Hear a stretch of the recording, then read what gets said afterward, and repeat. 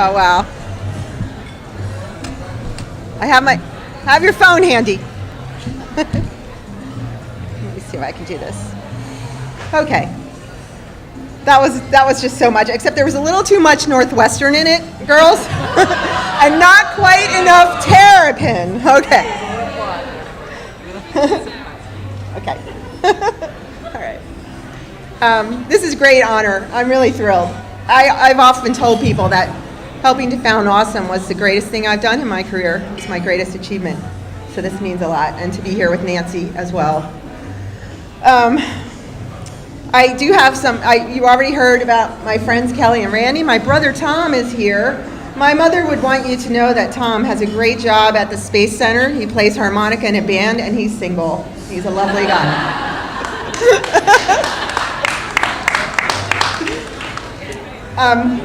He's representing the Fornoffs, and I think I can't thank everyone who's helped me in my career, but there's two areas I really want to give some love to. And one is my family, 3 younger brothers, and my mom and dad, and we were coached on mental toughness.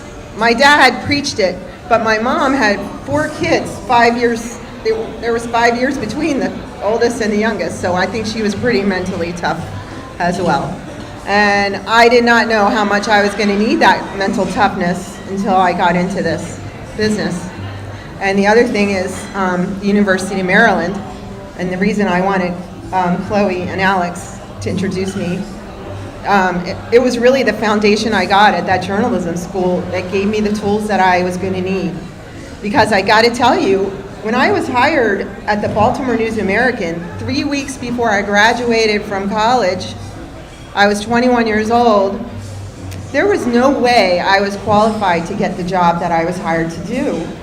And it was at a time when everybody wanted to have a woman in their sports department, and there just weren't enough of us to go around. And they interviewed 3 women for this job, and the other 2 turned it down. And there I was. And I didn't cover preps. I did not work my way up the way most sports writers do, and the way I hope most of you have the opportunity to do. I was just kind of thrown into the fire. And without the mental toughness and the journalism tools, I don't think I could have made it. So I did want to say that. There was a first wave of women sports journalists who got us into the locker rooms. And one of them recently said to me, I don't know why they're making a movie about you. You weren't a trailblazer. You weren't one of the first ones in the locker room. You know, we made it easy for you.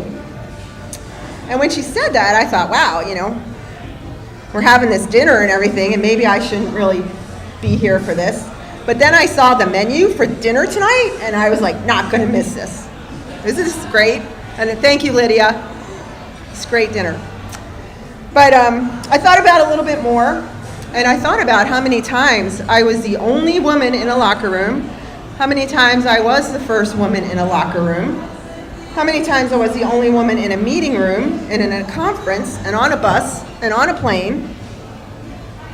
And I thought, I'm coming. And then I thought about what you all are facing and what I've seen. And the numbers that we've heard here, that 90% of the people in sports departments are still men. 90%. And this is at a time when Major League Baseball says 47% of their fan base is women.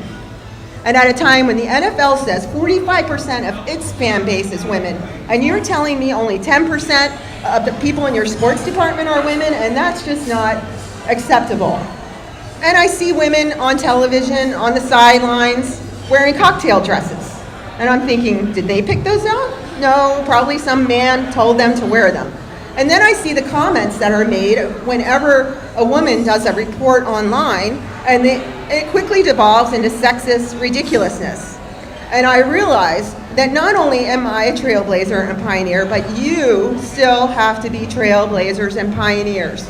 And that's what I really want to ask you to do tonight. So we started AWSM with 4 women. We didn't start it with 1. And we started with 4, and we all went away from the table that night with something that we felt we could do. For me, I did some writing for the newsletter, and Nancy put the newsletter together. Kristen and Michelle had their roles too. And we all went away and we were accountable to each other. And we made our deadlines and we kept our promises. So I'm just going to ask right now, if you can't think of some little thing that you yourself can do for AWSM to help your officers and to help us further the cause of our organization, because as we heard from the Golf Channel, they didn't even know about us. There's a whole staff of women there that didn't know about AWSM and hasn't joined AWSM. So I want to know if you can think about something, whatever your talent might be. Maybe you're in PR and marketing and you're thinking about how AWSM can become more known. And maybe you're a writer and you could do a story that would be in the American Journalism Review on what the women sports journalists are wearing on television and how they fix their hair and how those decisions are made. I think that'd be kind of interesting to know. You know, just try to think of some idea of something. Maybe you're a student and you don't have a student chapter yet at your school, but you can talk with some of the other student chapters here about how to get that started. Maybe you have a great student chapter and you could write a guide to the other students to start theirs. I'm just throwing things out here because I think there's a lot. I mean, I'm going to tell you what I'm pledging to do. I'm going to start annual achievement awards, the AWSM Awards, for the most awesome woman in PR this year, the most awesome woman sports broadcaster this year, and so forth. And I'd like some people to join with me and team up with me, and we will get cash prizes to award, and this is going to get women to want to join AWSM, because you can only win the AWSM Award if you're a member of AWSM. And this will get us more notoriety and more members and more prominent members and more of the women in broadcasting that are out there. So I hope some of you might want to join with me on that so we get the awards right and we can get the funding for that. I also would like to know, is there anyone who doesn't think they could help us recruit 3 new members in the next year?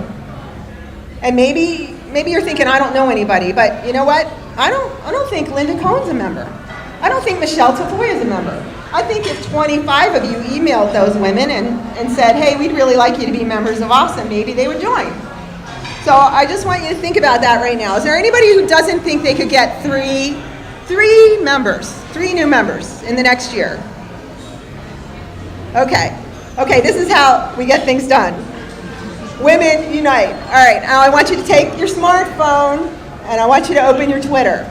Okay, I'm going to do it too. Okay, and I want you to put in there, I pledge to recruit 3 new AWSM members, and I promise to, and tell me what you're going to try to do in the next year to help AWSM promote the cause of women in sports media and our organization. Some small thing. Maybe you're really busy in your career and you're just going to double your dues payment. And that's all you're going to do, and that will be very great. Okay, I'm going to do this too. Okay, so this is the contemporary way we get things done. Next, we're going to do the old-fashioned thing. We're all going back to the hospitality suite.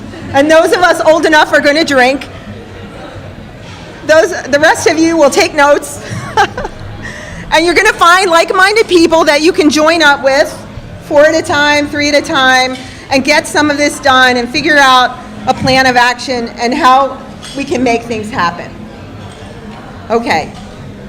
I am a trailblazer. I'm proud of it. I'm very proud of this award.